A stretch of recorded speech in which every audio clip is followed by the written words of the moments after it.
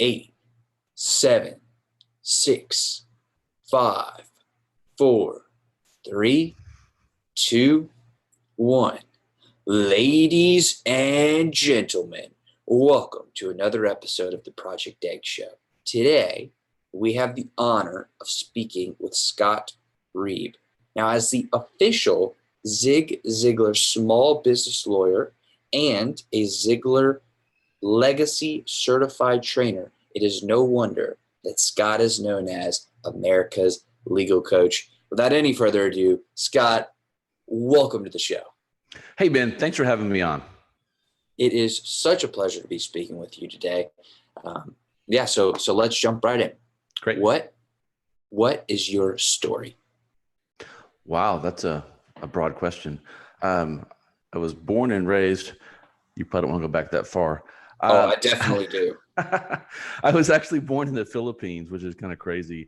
My dad was in the Navy, and then about 6 months after that, they brought me back stateside, and I grew up in Tulsa, Oklahoma area, all the way through high school, and went off to college, got a business degree from Southwest Baptist University, go Bearcats, and this was 91, to kind of show you how old I am, and the economy wasn't great in 91. I wanted to do advertising, and there weren't really a lot of advertising or marketing jobs at that point.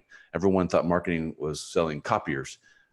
So I had some trouble finding the work I wanted to do. Ended up starting my own independent dealership and selling phone equipment for one of the major telecom carriers that's still one of the big players today. And was doing great. Had a lot of fun, went through their sales training, which was amazing, and then kind of found a little niche inside of their systems that allowed me to really kind of find some mailbox money. If you buy a phone system, or at least you did back then, you would buy a warranty. You would extend the warranty and you'd pay a monthly premium for that, usually a 4-year plan. At the end of the 4 years, it would expire. I found in their computer system where I could pull up the list of all the expiring contracts a month before they would expire. It would produce a proposal. I could send that proposal in the mail, and about 50% of them came back, signed, sealed, and delivered. And I was getting paid on the annual premium on those payments. And so then I just start calling and following up on the rest. I get about a 75% response. And so I was spending most of my time at my dining room table doing these contracts on the old dot matrix printers and all that stuff, and then sending them out in the mail. And I was making more money than I'd ever seen. I was 23 years old. It's not a lot of money now, but it seemed like a lot then. And we got a new manager in place, and that manager decided that she liked what I was doing, but thought that they could do it in-house a lot cheaper. She basically breached my contract, took it away from me, gave it to a minimum wage employee, and sent me to start selling phones in Southeast Oklahoma, which I'm not sure back in 91 if they really even knew what a phone was. And so I'm out in this territory. There really was no hope for me. And so at that point, I actually went and visited a lawyer and got a legal opinion. And they basically told me that even though I was right, there was no way for me to win that case because of how big the company was. And so I decided right then and there I wasn't going to get into a bad deal again. And I went to law school. Wow. Yeah.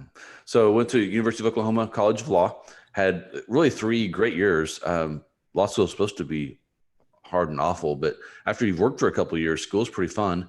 And so I was there for 3 years, got out in 96 with my law degree, and then started litigating, doing high-end commercial litigation in the federal courts in East Texas, which also sounds really fun until you start doing it. And then you find out that what that really means is that you're sitting on the phone on conference calls with engineers, being bored out of your mind, billing a lot per hour, but not really feeling like you're helping people. And so over the first year and a half of my practice, that's kind of what I did. I then found a couple of other areas of law that interested me, and the firm let me do some of those, and I really enjoyed it. And I was getting a lot of it was catastrophic personal injury work, where I was actually helping people that were really hurt, and that was more fulfilling. And so I kind of changed my path at that point and went away from dealing with business owners specifically and started helping people that were hurt. That led me eventually to Denton, Texas, and where I live now. And I've always, except for the first year and a half of my law career, I've been a partner in a firm. And so I joined a firm in Denton. I was in charge of doing a lot of trial work for them on high-end personal injury cases. We were also doing big real estate litigation, and I felt like I was really helping people. Then along came this thing called tort reform in the early 2000s, and I could see it as it was going through other states. I could see what was happening in our legislature. I was almost positive it would pass. Went to my partners, said we need to diversify. I've got experience in these other areas of law. Let's start doing those. They were like, well, you can do it, but we don't want any part of it. We don't want to work any more than we are. So I started doing my business stuff again, and started doing some divorce work, actually, because I had a little bit of experience with that. And suddenly I was very busy. So then the thing that always happens in partnerships is at some point there's a disagreement over the money. I felt like I should be getting a bigger share of that piece of the pie, and they didn't think so. So I left that firm, started my own firm in 2005, in February of 2005. So we're now going into year 15, and that firm is called Reib Law. And we do primarily work for business owners. What I like to say that we help business owners grow businesses that have profits that will last, because we can help them protect them. And so I do legal coaching, and then we also help them put asset protection plans and estate and succession planning in place so that this dream of theirs can then be passed on to the next generation of business owners, whether that's their family by blood or if it's their business family and key employees. And that's kind of what I do from a business standpoint. I've been married, it'll be 28 years in June, to my beautiful wife, Bibi. I have two boys. Jake is 20. He works with me here. He is the one that sets me up with my technology, does all our graphics work. And then I have a 17-year-old Luke, who will be a senior in high school. So I've got a pretty busy and full life. And where did the whole Zig Ziglar piece come in? How does that fit into the narrative? That's a great question. In 2012, I had created what we call the Access Plan. One of the things that I do is help business owners and lawyers specifically create recurring revenue models in their business. It's really important that business owners consider that and try to create it. So I created that for my firm in 2012 and was working just with any kind of small business owner. It didn't really matter. I just liked small business owners, which was fine, but I wanted to have a niche. And I got a marketing piece from a legal coach, the coach that works with just lawyers out of Miami in the summer of 2012, that he was going to do a course to certify you to be the lawyer for speakers, trainers, and coaches. I was like, wow. So if I could be helping people whose sole purpose in life is to help people, then my reach is exponential. So I signed up for that certification. It was very expensive. I didn't really have the money to do it, but I did it anyway. Went to a 3-day part of it in Atlanta. It was great training. I learned a ton. And our homework as we left to go back to our homes was to go to a live event, take notes, and then come back to the group in our group phone calls and report back what we found. So I get back to Texas. I didn't want to travel very far again. So the only name I knew in that genre at the time was Ziglar. So I Googled Ziglar, and they were doing their one-day Born to Win events. They had one in Dallas, which is my area, but I had a hearing that morning, so I couldn't do the full event. So I went to one in Houston 1 week earlier. So I flew to Houston. I got in kind of late at night the night before, drove all the way out to Sugar Land, Texas, to the Holiday Inn Express, or the cab driver drove me. I get in, I wake up, I walk in kind of late. I'm wearing jeans.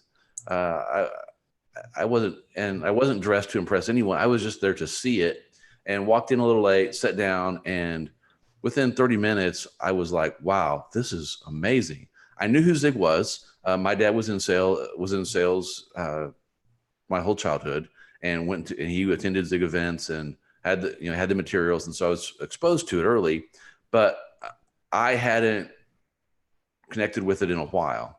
And when Tom Ziglar got up and talked, It was pretty amazing. And then his strategic partner, Howard Partridge, would get up and talk, and that was amazing. And then at lunchtime, we're out in the middle of nowhere. So I go up to the desk at the hotel. I'm like, where do I go for lunch? There's not a restaurant here in the building. And they're like, there's really nowhere in walking distance. You would have to get a cab and go somewhere. And Howard Partridge heard me talking to the hotel and said, do you need a ride to lunch? And I said, sure.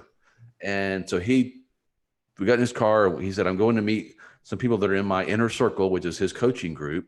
And we went to lunch with them, and he's coaching me all the way there. And then we come on the way back. He's like, how are you getting to the airport tonight? And I'm like, I've got a card for the guy that drove the cab. I'll just call him.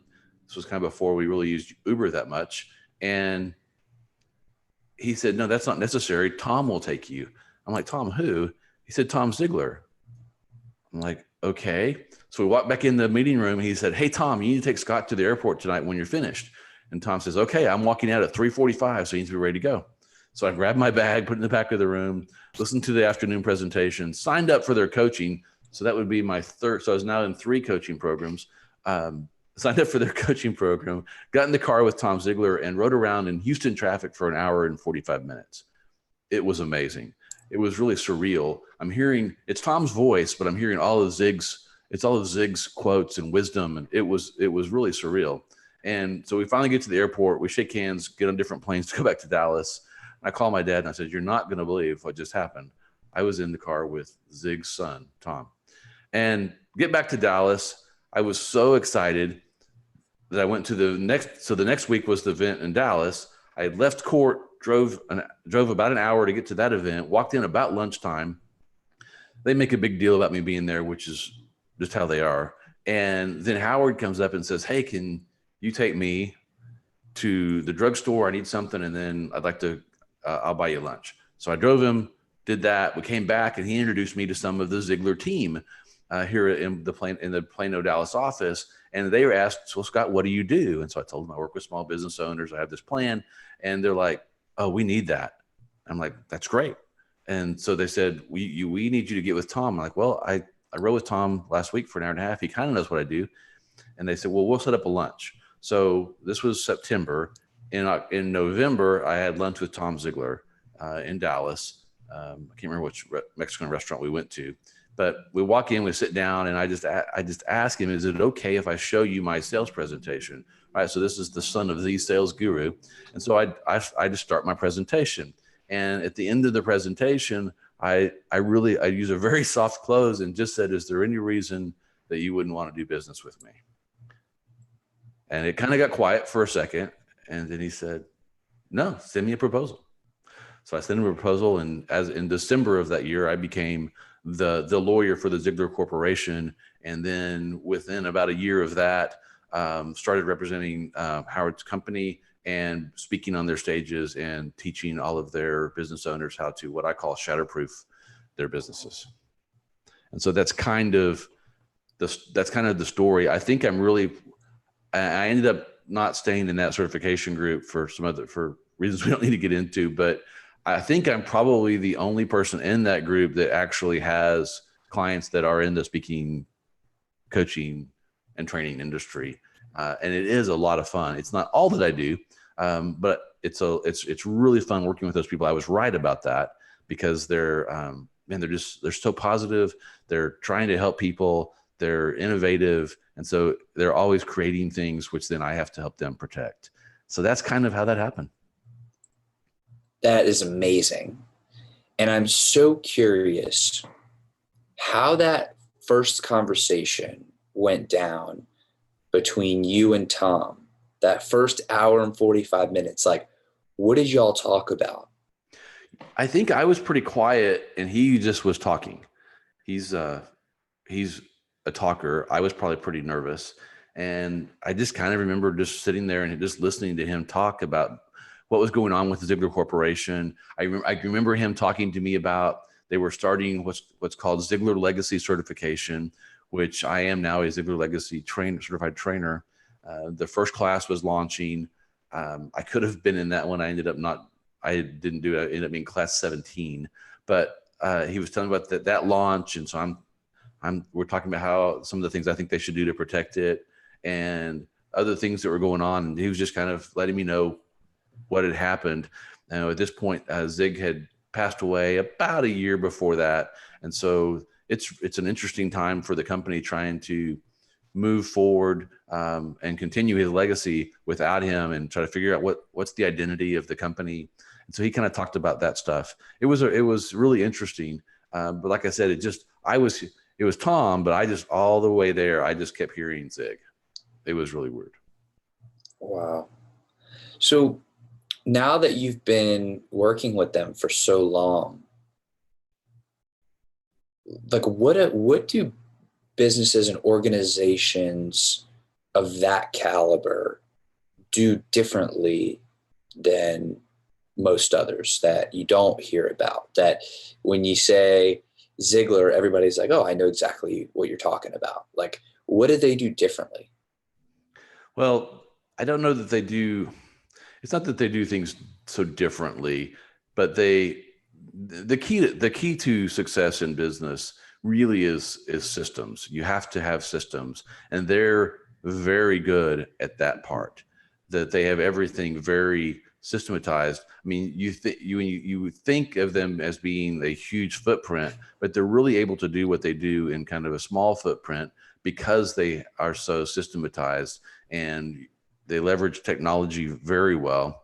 And I would say that's kind of the differentiator between really the successful long-standing companies, the brands that you know of, is that they've been able to build systems that leverage technology, and then they keep upgrading those systems to keep up with kind of the changes in the market.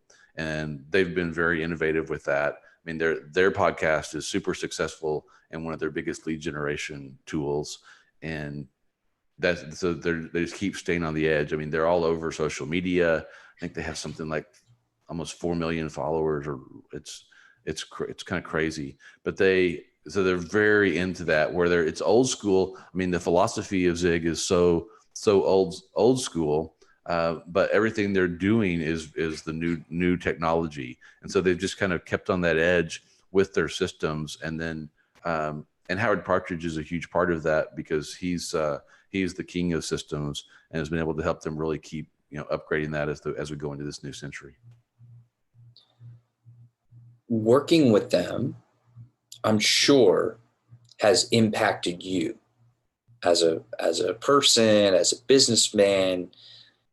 What have been some of the biggest changes that you've noticed, not just from working with them, but as you've evolved in your career? What have been some of the biggest changes that you've noticed in yourself? One of them is that I didn't used to read very much. Law school in general can kind of do that to you, I guess. But I kind of stopped reading to learn, and becoming associated with them really changed that. And so now I'm reading at least 2 or 3 books at any given time.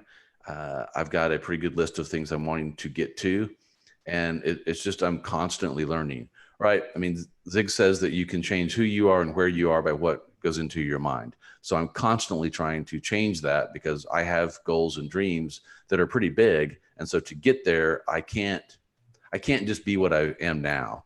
You have to be more and do more to have more. And so they've kind of taught me that I need to constantly be reading. I listen to a ton of podcasts because Auto University is really the best way to leverage time. I mean, otherwise it's just wasted time. And so I listen to a lot of podcasts, especially if my drive's more than 20 minutes. Then it's all podcasts. I don't need music or talk radio at that point. And that's it's been a big difference maker. And I am not perfect at this. I'm really getting better. There's sometimes where I'm really good at it is just planning my day. The focus of the day before planning the next day was really one of Zig's big secrets to success. And they have a Ziglar planner that I effort to use, but it's planning that if you'll plan the night before for the next day, it really makes a huge difference. And for me, that's making a list of the priorities of the priority action items that I have. You can't put them all on the next day. So finding the 3 that you want to put on the next day, put them on there, prioritize around them, and try to get them front loaded into your day if you can. And then the rest of your day seems to fall in place. And so that's been one of the things that that's 2 things that I think have really changed.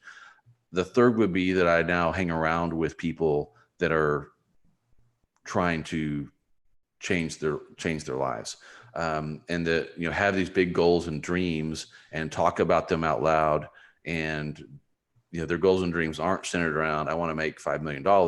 They're all centered around what can I do to change the world and help people that will have a result of making a nice living for me and my family. And so by changing the people that you hang around with, again, it just starts, if you change your environment, it starts to change your attitude, which eventually changes your actions, which changes the results.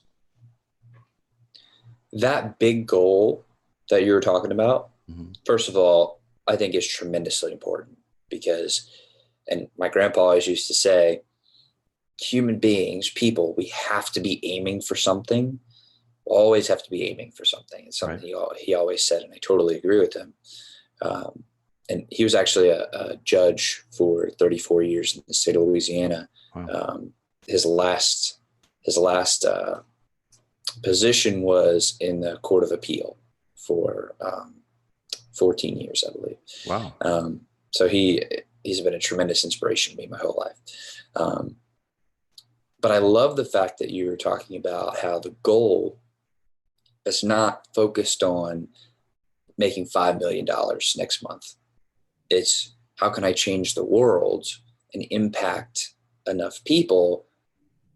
And, as a result of that, the money will come. The money will come, but it's the goal of actually making that change. Now, how has your goal and your vision of what you want to create changed over time? How has that evolved, and what is it today? Yeah, my personal goal right now is to help set lawyers free. The legal systems, and personally, as you're sitting in a law office, is it really chews lawyers up and spits them out. If you can stay in it a long time and be happy, you're very blessed, because the system is just not made to do that. It's all about how many hours can you bill to make money for a law firm. And it's not about what's best for the client. It's about what's best for the senior partners in the firm. And so you're just this billing machine. Even if it's your own firm, it's this time for money trade, and you get to work and you have to make sure you bill enough hours to meet your financial obligations for the office and then for home. And so it becomes this real grind, and you feel you're kind of at odds with your client, because it's not in their best interest that you spend more time on their case, but it's definitely in your best interest. And so there's this conflict. And what we have here at my firm, Reib Law, is we created an access plan to where we've leveraged our time, and we now have a business, right? I consider us to be a sales organization, because we have a service that we sell. We have to know how much it costs to provide that service, and then we have to sell it for more than it costs. That's one of the big secrets to business, right? And most lawyers don't have to do that, because they can just keep billing. They can just bill more, or they can raise their rates and bill less, but either way, they're in control of it. Well, it's a real mind game.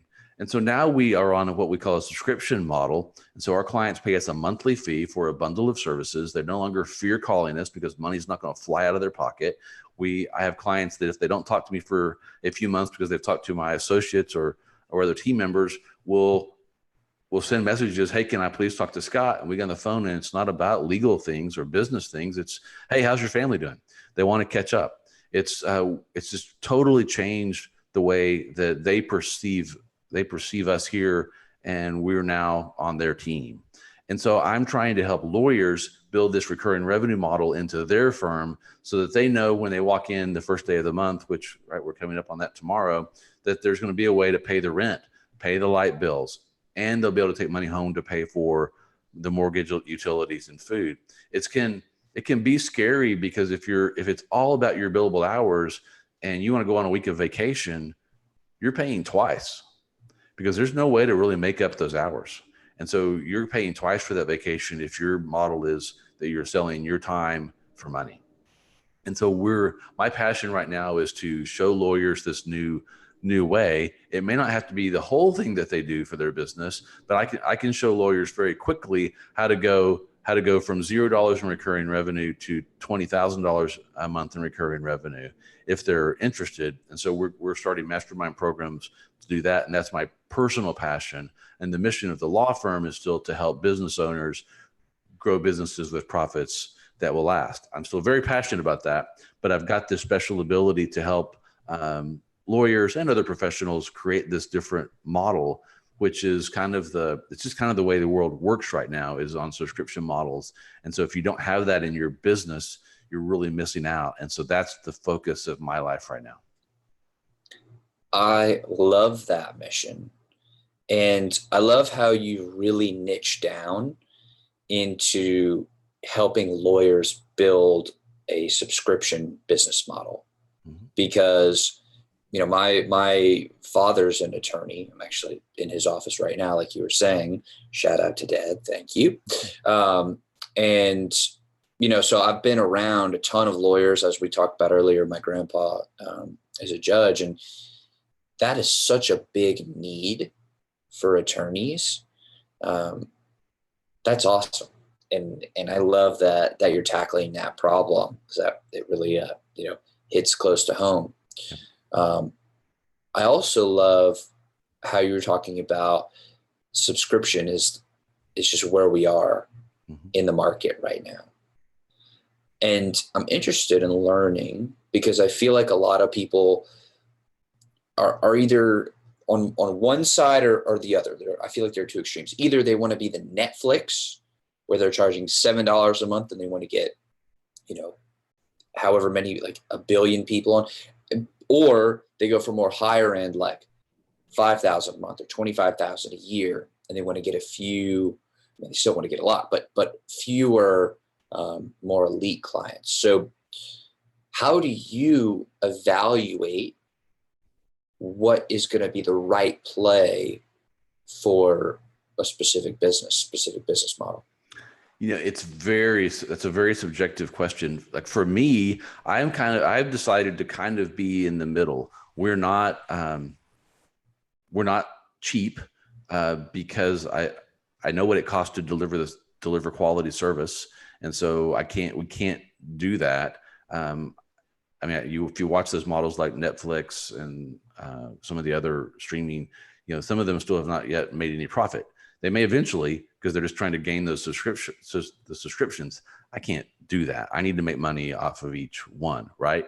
So we're kind of in the middle. I've looked at the higher price models for my firm, and for me, I did not want to leave out the startup business owners. If I made my plans all $3,000 a month, then there would be this huge segment of the market that I just couldn't help. And there's really no one helping some of those people. And they're the ones that kind of need it the most, right? They can't pay for the access. They really need someone to come up with a model that works for them in an economical way. So for me and my mission, that makes sense. And it really comes down to the lawyer or law firm's mission. What are you trying to do? Who are you trying to help? And then we can figure out the pricing model. Because if you base it on, I need to make $30,000 a month, so I'm going to get 10 clients at $3,000 a month. Well, okay, you can do that, but now you got to figure out who is your target market that can pay $3,000 a month. So, but you could do that way. My recommendation is, let's look at who do you serve now? Who do you like serving? And then let's try to figure out kind of back in, what can they pay? What can they afford to pay? It might be a stretch, but it needs to be semi-comfortable and something that they'll continue to pay year after year after year, right? We don't want someone to come in and go out. I've got clients that have been in this now going on 6 years. Year after year, they renew because they see value in it. If you charge $3,000 a month for your program, you better have built in a ton of value into that program and be over delivering on that value. Otherwise, when that number, $36,000, shows up on their P&L, and they're taking that and that meeting with their accountant and they're complaining that they're not making enough money, the accountant's going to say, well, here's a place you could save a whole lot of money. If you'd cut that out, you could take home $3,000 more a month. Oh, really? That sounds like a good idea. So you kind of don't want to be in that spot. So you got to make sure you know who your target market is, your avatar, right? So that's one of the first steps that we would go through with anyone that would be in our programs is let's figure out who you want to serve and get very granular about who they are, where they hang out, and what kind of money they have to spend on legal services. I think at the core of the beauty of the subscription model is being able to move from a bottleneck being on you as the professional to building a real business with a product. You know, it's right. almost productizing the service. And I'm fascinated by that concept. Again, you know, being so intimately familiar with the legal profession, that's fascinating to me. So how do you make sure that you're retaining your quality? And, you know, you have to go to law school to be a lawyer. Right. You have to have your JD. You have to have acquired a certain amount of knowledge and skill to be right. able to deploy a really strong service and product. So how do you make sure that you're removing the bottleneck from yourself and you're still able to bring on, you know, and scale a book of business mm-hmm. and retain that quality at the same time? Like, how do you actually do that? Well, you know, we have a system in place that helps us recruit what we call preferred legal providers that work for our firm on there's different relationships, but then we have a support portal. We're using a very popular support system to do it, but to where our access client can put a question into the support portal. They can put a document into the support portal if they need it reviewed, or a request for the creation of a document that then gets assigned to a preferred provider. And then I have an access coordinator who's able to track all those projects and the deadlines. And then we use Slack for team communication to say, hey, your deadline's coming up on that project. And then we have an in-house lawyer that reviews not every project, but spot checks their projects to make sure that the quality is staying high. And then if we don't, the clients will let us know if the quality isn't where it's supposed to be. And hey, sometimes it does happen. No one's perfect. And so I'm not going to tell you that every document we send out is perfect. There's sometimes where the clients will say, hey, this isn't quite what we wanted. So then you make it right. At that point, it's about customer service. And so if you're really trying hard to do right and you are responsive when they give you feedback, whether it's positive or negative, that makes a huge difference. But yeah, it comes back to systems. And so I've had to really build these systems for the first 3 years. It was all me. I did everything. And we spend 30 minutes on the phone with every client every month.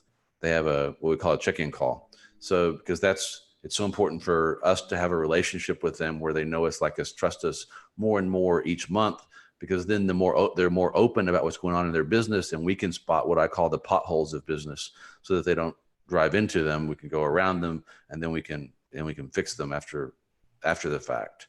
And so by having these systems in place, and we even have, you know, a step-by-step system for how we recruit our preferred providers. They all go through these steps. They have to do sample projects. They then get interviewed. And so there's just this system, and every step of the way, there's these quality checks to make sure that we're only bringing quality people in. And I've actually hired in-house associates off of that team. So it kind of has two purposes, but we try to always have more on that team than we actually need, which can be tricky because they kind of become a customer as well. It's because they're wanting work. They want to make money. And so sometimes there may not be as much volume of questions. And so then they're like, hey, feed me. And so that can be another issue. And so you have to make sure you're communicating well with them that, hey, here the workflow's down a little bit. We'll let you know when it comes back up. But it's just about assembling that team, whether it's all in-house or whether you're using virtual people. It's just about having the systems necessary to connect everyone and communicate properly so that you can provide the quality service. And again, we're not perfect at it, but we're pretty darn good. And it's just taken some time for me to figure out how to piece it all together. And we get better every day. Every week we will tweak what we're doing a little bit and make it better. And that's what long-term successful business owners do, is that they just keep putting it out. The other thing that's really helped me is that I think I mentioned at one point, I was paying 3 different coaches. I always have a coach that I'm working with that is helping to hold me accountable, is where I want to be, not where I am. I need to be able to have someone that's already taken the path, someone that's already building online courses, someone that's already doing that stuff, so that I don't have to figure it all out myself. They can kind of show me some shortcuts, give me feedback on what I'm doing. And by doing that, you can really grow and scale much more quickly than if you're trying to just figure it out on your own. If I had not hired my first coach in 2012, I wouldn't think I'd be halfway to where I am now. Wow. So first of all, I think the model that you've built is brilliant. And I feel like I'm starting to understand a little bit more of the intricacies and nuances of what you're actually doing. That is brilliant. That is really brilliant. It's really fun. I know that. Yeah. It seems like the brilliance of it is that you're almost building a marketplace. Like the portal is almost a marketplace where you're matching the needs and the questions and the people that need service with attorneys and with people who are practitioners who are able to answer those questions. And you're almost building the platform to where they can connect, but it's a more tailored and customized solution that's very quality focused. I love that. I love that. It's been interesting trying to piece all that together and make sure that we're still giving the personalized service, because it's all about relationship. And so because at first, right, we're just selling me. It's all about me, which is okay. That doesn't scale. So right. It's now become about the system and the relationship with the team members here. And then we have the preferred providers that provide support to our team members, and every once in a while are in contact with the clients to get more information so that we can provide them better legal documents or research memos or contract reviews. And then they feed that information to the actual in-house team members at Reib Law, so that we're then able to communicate that in a really clear and professional way to the actual client. And so far, it's working very well. As we start adding more and more, it's going to become challenging to keep managing that and scaling it. But that's the fun part of business for me. And every lawyer doesn't feel that way, right? Some people don't. But if you do like the business side of it and like to grow and want to be able to help more and more people, then you have to scale. I had a referral partner tell me a week or so ago that they were going to start sending me a lot more work because the law firm they were sending it to has told them not to send them any more people because they can't help any more people. I don't want to ever say that. I want to find a way to help more people. Not just because I can make more money, but that's just, if what I have is really good for people, why would I want to tell them no? And the stuff that we do here for small business owners, it's really not the hard stuff. It's what I call the kind of low hanging fruit of legal work. It's making sure they have written agreements in place, making sure they have the right legal structure in place, and just answering questions when they're trying to hire someone and put the right documents together, when they're trying to fire someone and try to avoid an unemployment claim. So it's just walking them through those things that it's not real hard, but without the legal education, training, and then experience, It is hard, right? I don't know. I am not a carpenter. I cannot build a house. I am not a mechanic. I can't work on cars. Those are blind sides for me. But you know what? I've got people on speed dial that know how to do that, that will show up and do it for me. I would love to have them on a subscription model. But business owners have these blind sides, and you've got to fill those. There's several, I think, key roles. One of them is lawyer. You've got to have that blind side covered, or eventually it will bite you. It's just a matter of time. In our society, where there's 20 million lawsuits filed a year, and they say that 1/3 of all small business owners are in litigation at any given time. It's not if, it's when. And you want to make sure that when your time comes, that you're as shatterproof as possible, so that there's as little damage as possible. So when you're working with other attorneys to help them build the subscription model, are you helping them build a system or build the ability to participate in your portal? Or are you helping them build out like their own unique portal? Because it seems like right. What could be cool would be to, as you're helping these other attorneys build their own subscription model, you could be adding different areas of expertise to your own portal, giving them, a built-in client base or built-in work already, and then they're familiar with the model. They know how it works. That's one way that we've talked about growing it. Right now, how we're helping people is that we would help them create their own independent programs, because they may want to do it. They may want to do it a little differently than I have. My way isn't the only way. I mean, like I said, I've paid people to help me, and so I've looked at other models. I've paid other people to show me different ways to do it. They've looked at the way I do it. It's different. It may not. The pricing may be different. They may just want to deliver it differently. They may not want to do a 30-minute call every month. That's fine. And so I just want to help them set up something that works for them. Right? We're in a world now where you really can design your life. If you're not doing that, you're making a mistake, because in this world, you're not trapped in any. You're just not. There's a way out. Education is very. I mean, with shows like yours, with YouTube videos, with the Google tools you have, there's information available to you to set you free. So you do not have to be trapped, and you can design your life, right? You can read Tim Ferriss's book and have the 6-hour work week. You can do whatever you want. It's there. It really is possible. And so I want to help lawyers not replicate what I'm doing, but create their own version of it. It might even be better than what I'm doing.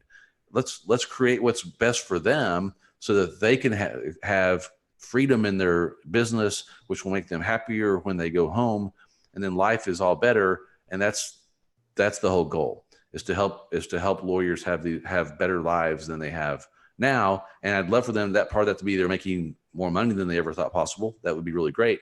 But really, it's not about how much money you make at the end of the day. It's how do you feel about how much money you make? Do you feel happy? Are you fulfilled?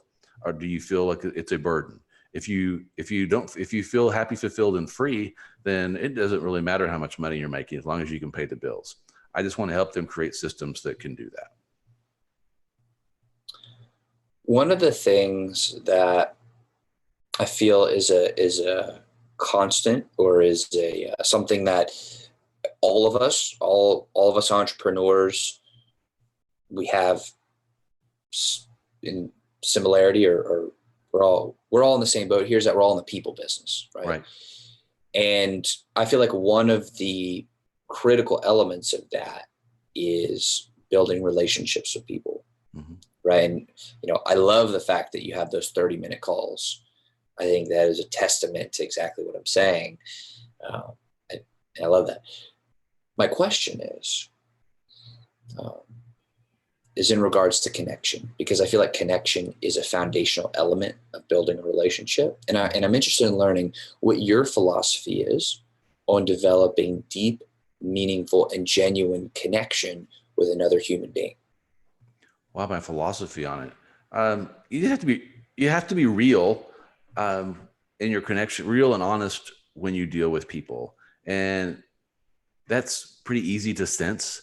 If you're trying to be something you're not, people pick up on that really quickly. And so you just have to be really genuine, honest, and as transparent as possible. That doesn't mean that you're bearing your soul to everyone you meet, but that you're just you're available to them. You'll talk to them. You'll communicate in a real way. And if you do that, people generally will start to trust you. It's not instant. I mean, there's obviously some tricks to that. You need to kind of know something about personalities and be working to try to figure out as you interact with people, where are they coming from? There's lots of different factors there. You might need to know what state they're from. You might need to know what's their family like. And so you're asking questions. You're asking more questions than you're telling about yourself. You always want to be more focused on the other people. And then you're kind of trying to figure out what's their communication style based on their personality, so that you're communicating in a way with them that makes them feel comfortable.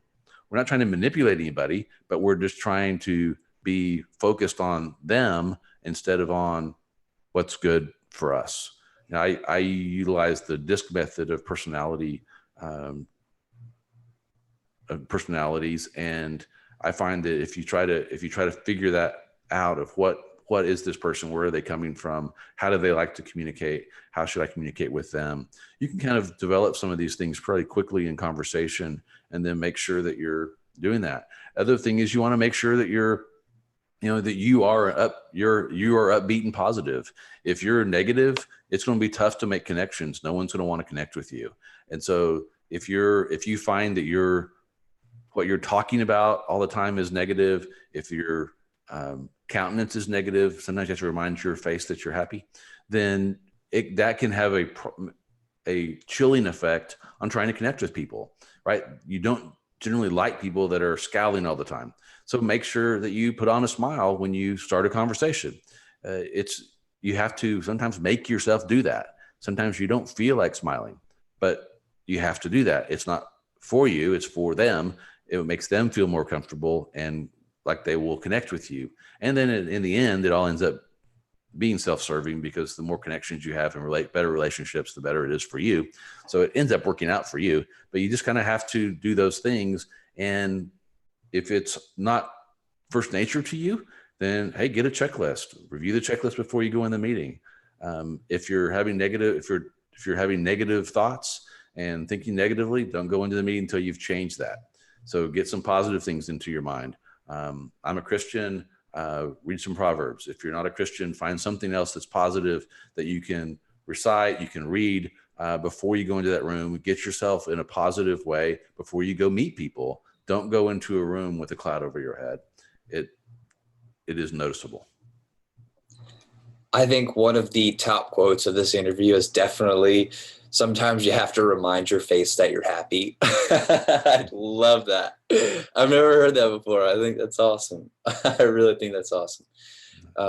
One of the things that you said about being real, right, and being transparent, not necessarily bearing your soul to every single person that you meet, but being real and being transparent.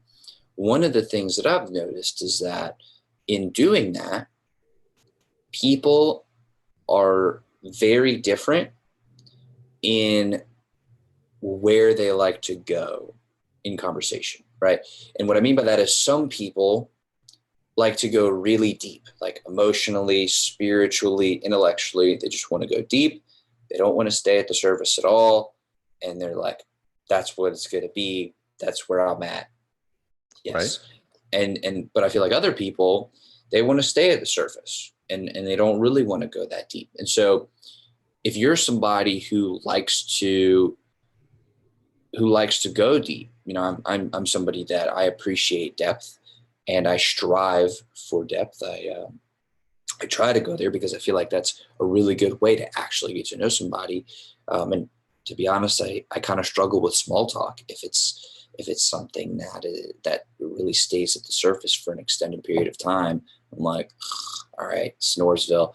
But like, how do you choose the people that you want to be around as far as the depth that of conversation that they're willing to have? Like, where do you fall on that scale? I think I spend most of my time with people that will have deeper conversations. I have relationships with people that want to talk about the news and the weather, and that's okay. Like you said, for short conversations, and that's fine. But the people I end up spending time with, we're having deeper conversations. We're talking about real problems in life. And we're talking about real, I mentioned earlier, real goals and dreams, right? I want to be around people that are trying to go somewhere. I really want to be around people that are trying to go where I'm going, if possible. What they say, if you are the average of the 5 people you hang out with, you better be hanging out with some pretty good people. Otherwise your average goes down.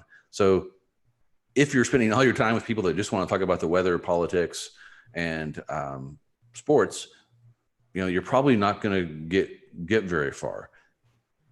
Those people are there, and we need to love on them, and we need to have a relationship with them. But you need to be spending time with people that want to talk about things that are, like you said, are deeper, are more important, are longer lasting, are legacy building, are going to help you get where you want to go. Not that it's just about you, but those conversations that if you're having deeper, more meaningful, bigger perspective conversations, that's going to drive you forward in life much more than talking about the NBA finals. Although I can talk about NBA for a long time, that's not a deep conversation. It can still be fun. My 17-year-old's very into that, and that's okay. You have to be able to kind of talk to anybody, but and if you start asking real probing questions to people that don't want to go deep, it makes them very uncomfortable, and it's generally pretty obvious. And so then you just have to know that person isn't going to go there with you, and you just, not that you move on, but you just don't go there with them, and you spend time with the people that will go deep, and that when you go deep, you like what you get, right? Because sometimes people will go deep, but it's like, that wasn't what I wanted to talk about. If it's every once in a while, that's okay. But if it's always gloom and doom, that's probably not where you want to be. You want to find people that are talking about positive things. Not that there's not problems in life, but that they're overcoming those problems. They're not just dwelling in them. I love that. I love that. And I totally agree. Of course, like, there are people who just aren't comfortable going deep, and they deserve love. And they're, as far as like a human being level, like, we're all the same. I think, and I think from like a worth, like, we're all worth the same. And that's a whole heck of a lot. Yeah. It is funny though, because I am that guy that probes. I'm always trying to ask those questions. And sometimes it'll land me in situations where it's just downright awkward, because they were not, first of all, usually don't expect it. And they're like so uncomfortable by it, and they're uncomfortable. And I'm just like, okay, well, I mean, I'd still be down to talk about it if you're willing to go there. But then it just gets into this whole thing. It's kind of comical. Yeah, you're asking some very deep and probing questions in all your podcasts. And so if someone comes on your podcast and hasn't listened to other episodes, they could get pretty surprised, because you do ask some very probing questions. Yeah, and that's kind of part of the fun, if I'm honest with you. Because but honestly though, I feel like that is important to do. Like, when people look back 1,000 years from now and they're like, who is Scott really? I want them to be able to listen to this and be like, okay, now I have a much better idea of who this individual is. You think of somebody like Rockefeller or Carnegie or Ben Franklin. Like, they created a lot. They have done so much, and they've impacted our lives in ways that we probably don't even know the extent of. But like, we've never had a conversation with them. Right. I mean, at least I haven't. And like, I would love to have been able to be a fly on the wall or a listener to a podcast where Benjamin Franklin had a deep conversation with somebody, and he went there, and we got to learn from him in that way.